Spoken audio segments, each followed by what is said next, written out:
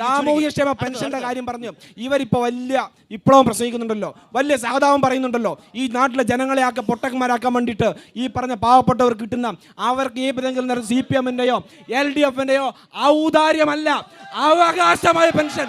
അവകാശമായ അല്ല, UDF കാലത്ത് അവകാശമല്ലേ കൊടുക്കാതിരുന്നത്? ആ അവകാശമായ പെൻഷൻ പറയട്ടെ, പൂർത്തിയാക്കട്ടെ.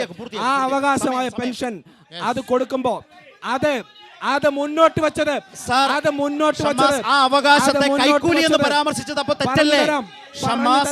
ആ അവകാശത്തെ പാവപ്പെട്ട മനുഷ്യരെ, സാധാരണക്കാരെ, പ്രായമായവരെ കൈക്കൂലിക്കാർ എന്ന് വിളിച്ചത് ശരിയായോ? എന്നെ ഒന്ന് പറയാൻ ചോദിച്ചതാണ്. ഈ തെരഞ്ഞെടുപ്പ് കാലത്തെ വിഷയമേ ഞാൻ നിങ്ങളോട് ചോദിച്ചുള്ളൂ. കാരണം തെരഞ്ഞെടുപ്പിൽ മാത്രമല്ല, ഇവർ ഈ പറഞ്ഞ അടിച്ചു വെച്ച ഫ്ലക്സിൽ മുഴുവൻ പാവപ്പെട്ടവൻ ഈ പറഞ്ഞ പൈസ വാങ്ങി വെച്ച പരാമർശം നിങ്ങൾക്ക് എങ്ങനെ ആവർത്തിക്കുമോ? അതിലേക്ക് തന്നെയാ ഞാൻ വരുന്നത്. ഈ പറഞ്ഞ സാമൂഹ്യക്ഷേമ പെൻഷൻ അത് കൊണ്ടുവന്നാരാ? ആർ ശങ്കർ കോൺഗ്രസോടോ? ആർ ശങ്കർ